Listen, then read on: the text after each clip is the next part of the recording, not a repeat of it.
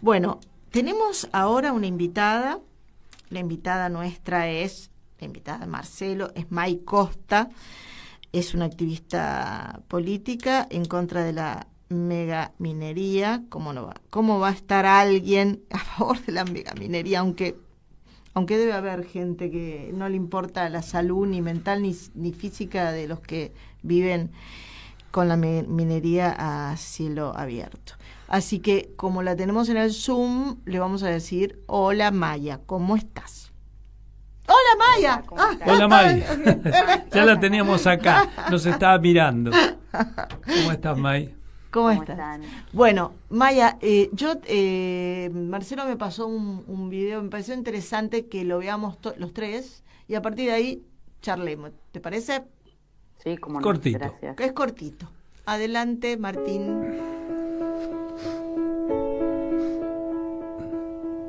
¿Qué programa? Argentina está en peligro. Leyes mineras más que permisivas, creadas en los años 90 y vigentes hoy, les abrieron las puertas a empresas transnacionales que buscan oro, plata, cobre y uranio. Negocios millonarios de unos pocos. Al pueblo argentino no le queda absolutamente nada. Solo el triste saldo de destrucción ambiental, daños sociales y económicos. ¿Vos sabés lo que es la megaminería a cielo abierto?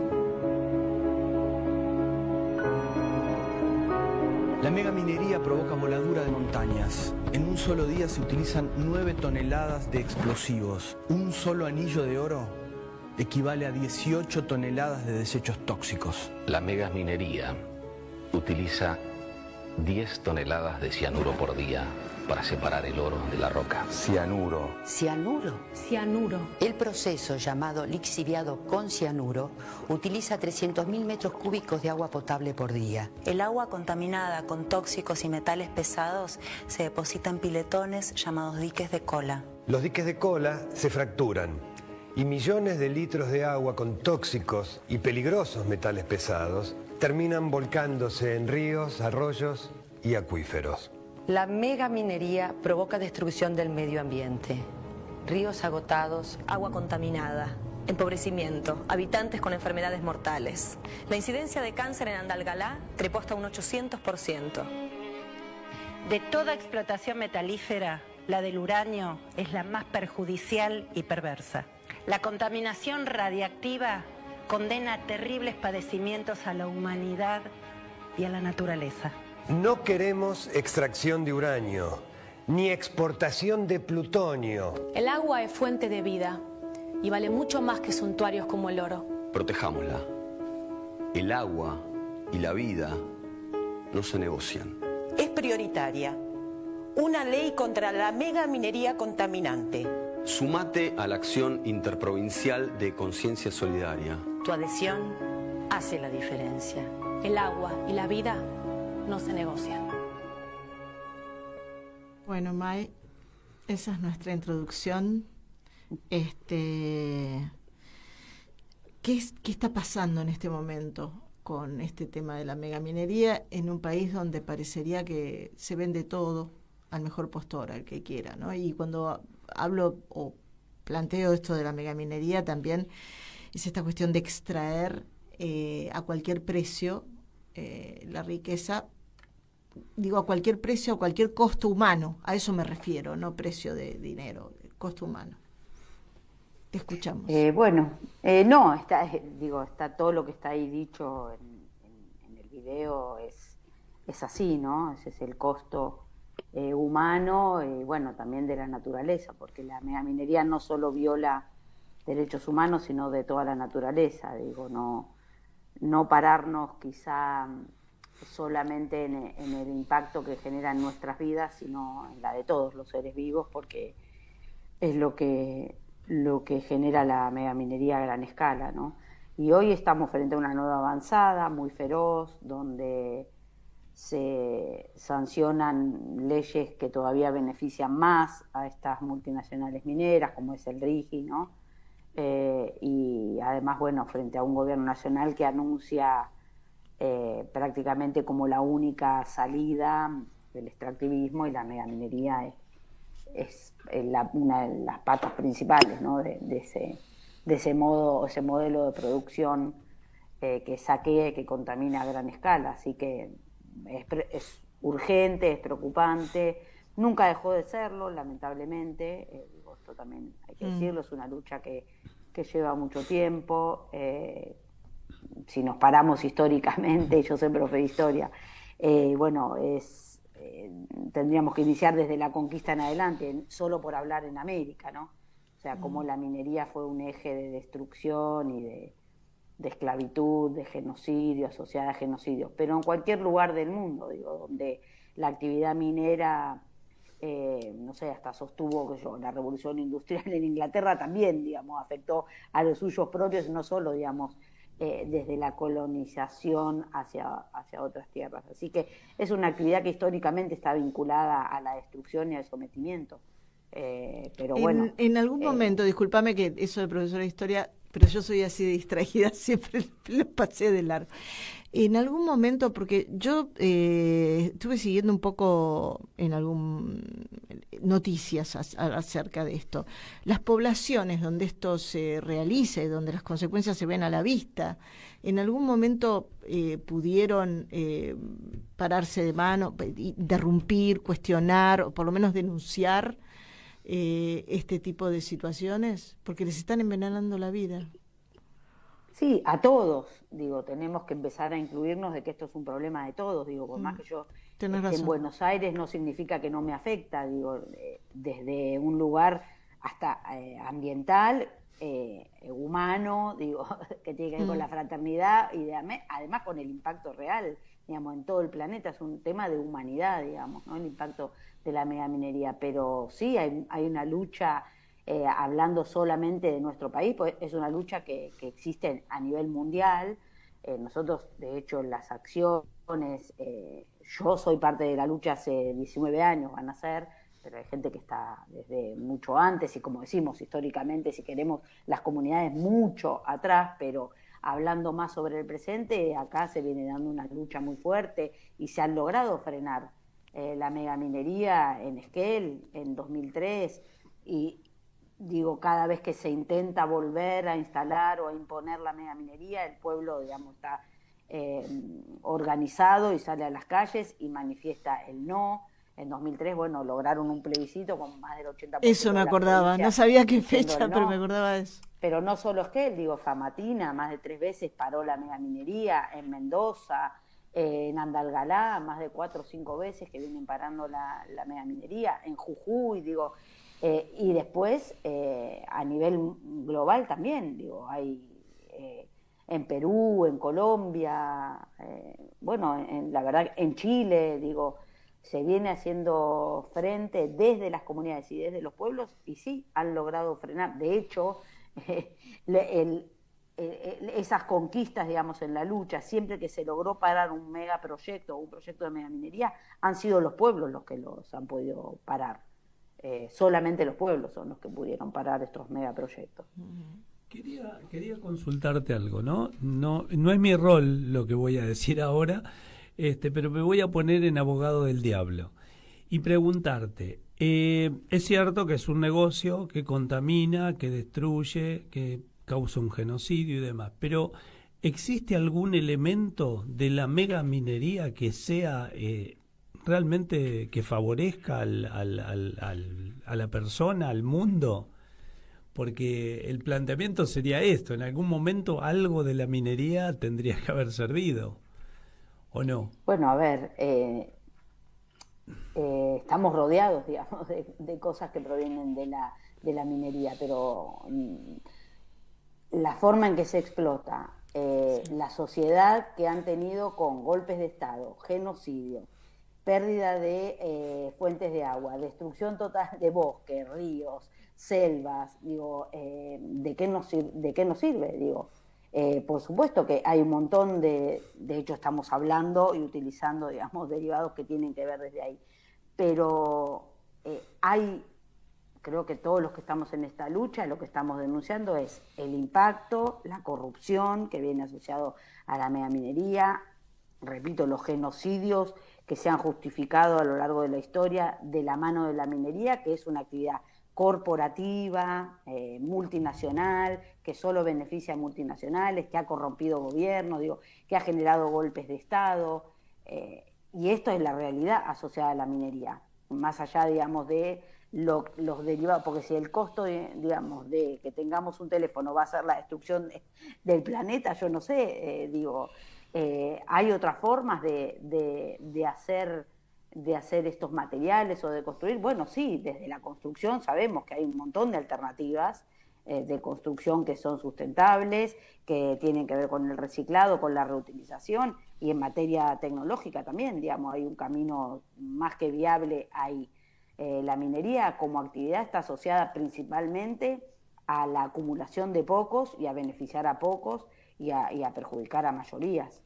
Digamos, nosotros desde la lucha nos estamos plantando desde ahí, desde la denuncia de todo esto asociado a la actividad minera. Si yo pensaba en los desechos, no solo los que dice en el video del cianuro, sino en estas cositas que después también, es decir, o sea, hay muchos elementos las computadoras, qué sé yo, que yo me acuerdo... Sí, no solo las cosas asociadas a nuestro consumo, porque si no siempre nos convierten a la víctima, terminan convirtiéndola en victimaria. Entonces, armas, estamos hablando de que sostiene las guerras, la minería, sostiene la acumulación de metales preciosos, de lingotes, que eso se sigue acumulando y que, digamos, nosotros en nuestras casas no lo tenemos, que eso va a parar a las arcas de los más poderosos, claro, y que ha esclavizado naciones y endeudado naciones enteras en el mundo.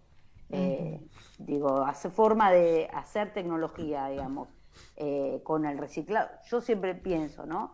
Si se pueden construir naves que van y vienen a la Luna y que hay gente viajando y haciendo turismo a Marte, no se puede construir teléfonos que en vez de que me duren 5 años para sostener el consumismo y la ganancia de las grandes tecnológicas, hacer un teléfono que nos dure un siglo. Ay, se quedó colgada. Se quedó colgada, Martín. Sí, se nos quedó colgada, May. Bueno, por lo que vemos, está asociado siempre al curro, a la ventaja.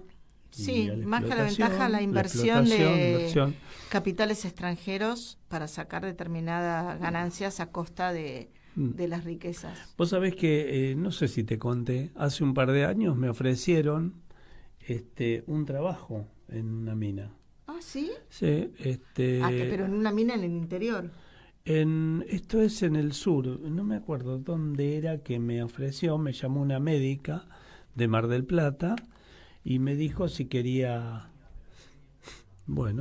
si quería trabajar, trabajaba creo que 14, 15 días y volvía, me pagaban todo, el avión, el morfi y todo, y un buen salario, era algo atractivo en cuanto al salario.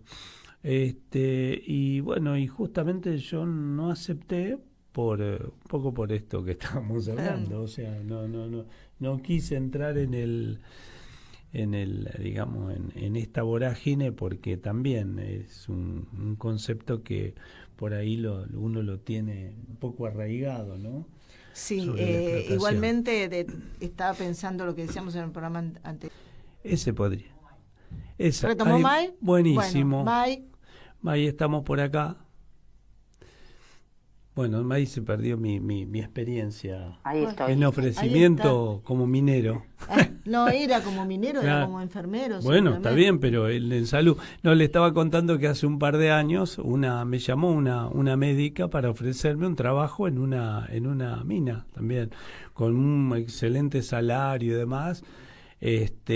Con todo incluido, el viaje, la comida, eran, 15 días de trabajo, 15 días de franco, una cosa, un sueldo enorme y demás, y yo no acepté justamente por esto que estamos hablando.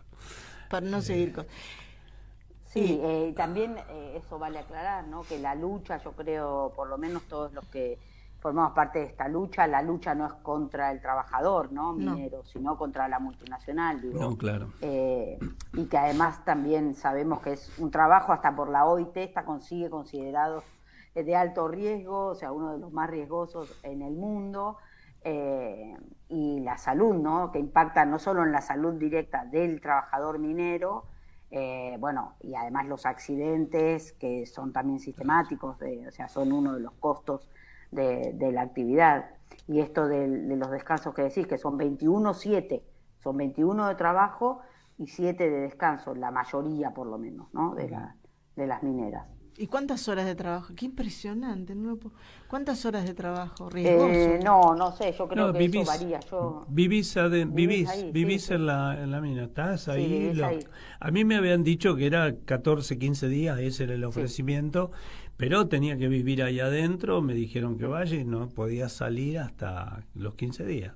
Metido ahí. Sí, no podés salir, lo que ocasiona además muchas veces, bueno, el destierro, que eso también es histórico, porque ya desde tiempos coloniales que el minero venía desde, primero, bueno, obviamente esclavizado, pero quiero decir que venía de otras tierras, de lugares mucho más lejos, y eso es algo que se mantuvo en la minería, digamos, gente que no es ni siquiera, digamos, local, entonces ahí se produce también un destierro, aparece también vinculado a la llegada de la mina, el juego, bueno, prostitución y drogas, otra de las cosas que acompañan mucho a la actividad minera, también desde tiempos históricos, ¿no? Y desde tiempos históricos, a ver si compartimos, los primeros en las minas de carbón londinenses de Inglaterra eran niños los que trabajaban, niños eran los que trabajaban.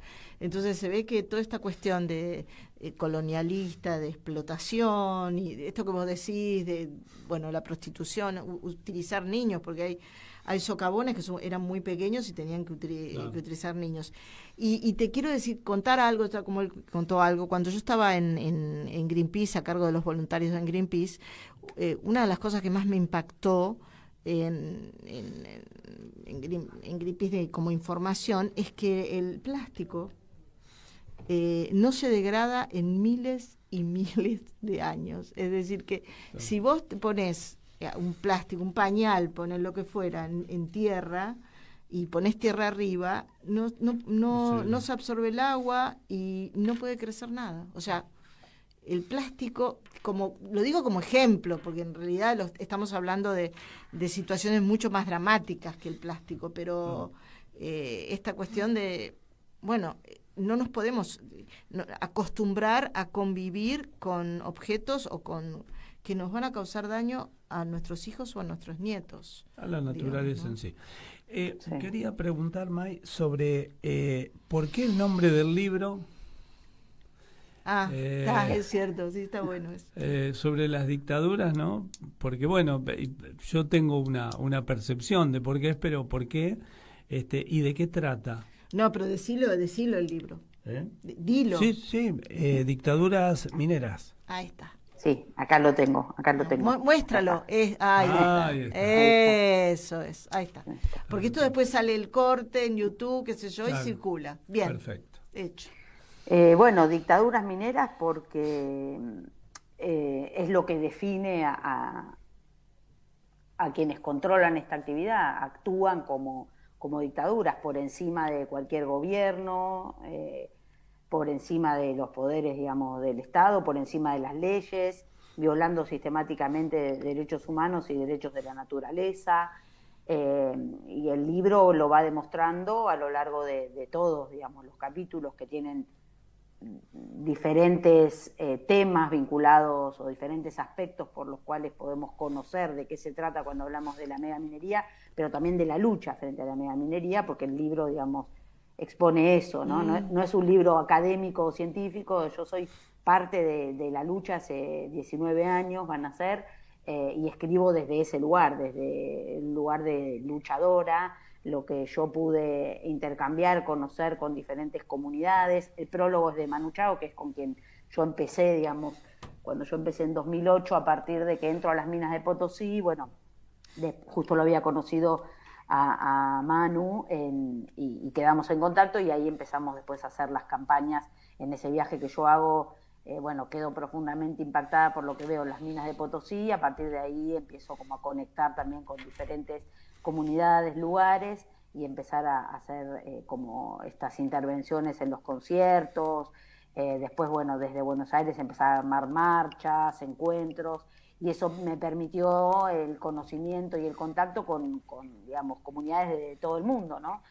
afectadas por estas mismas multinacionales que avasallan todo, desde todo esto que estamos hablando, histórico genocidio de la conquista de América o el costo para los niños de la revolución industrial, eso digamos en cuanto a un pasado, pero después en el presente también avasallan o avanzan con leyes hechas, imponen leyes hechas a su medida, cuando eso no está, han hecho golpes de Estado. Ha sucedido en más de una ocasión, que en el libro están esos ejemplos de golpes de Estado, y si no directamente sobre las comunidades que avanzan cuando no hay licencia social, que avanzan reprimiendo, que avanzan asesinando, porque hay mucha cantidad de personas que han muerto en la lucha contra la megaminería. Y bueno, eso va demostrando cómo avanzan por encima de todo. Entonces, desde expropiar territorios, dejar aislados a pueblos, cortar caminos, rutas, todo un aparato a su servicio, porque no es solo gobiernos afines, sino la corrupción, comprando funcionarios, o comprando leyes, comprando, fuerzas de seguridad que también trabajan para ellos, y en casos mucho más graves, con los que me ha tocado, conocer e intercambiar, donde ya directamente tienen bandas de sicarios trabajando para las corporaciones mineras, ¿no? En territorios donde está todo mucho más militarizado que quizá lo que vemos en Argentina, pero bueno, los anuncios del gobierno nacional son cada vez más violentos, se están dando situaciones de mucha violencia en Chubut, en Mendoza, con allanamientos a compañeras, a compañeros, detenciones, armado de causas, es decir, se está criminalizando a los que estamos defendiendo el agua y la vida frente a la megaminería, así que, bueno, va encaminado también a eso, ¿no? Desde ahí el nombre de dictaduras mineras. Bueno, Maya, muchísimas gracias por haber estado en nuestro programa. Te vamos a mandar el cortecito y lo dejo a Marcelo que te vaya despidiendo. Bueno, tenemos una conexión, ¿viste? Nuestro programa comienza con una canción de Manu, La Mentira, Mentira. Y ahora vamos a cerrar con esa canción que vos me mandaste, le hice un cortecito al final, que también es de Manu. Yo le contaba a Mónica que el año pasado creo que estuvo Manu en el Teatro de Flores y lo fui a ver. Una maravilla. Sí, la verdad que sí. Y bueno, Mentira, ¿no? Es algo que acompaña a las multinacionales mineras y se imponen mintiendo. Esa es la música de nuestro programa. Bueno, hasta Gracias. luego, te tendremos otra vez en el programa. Gracias, Bueno, gracias muchas a ti gracias por la a militancia. ustedes. Hasta luego. A ustedes, un abrazo.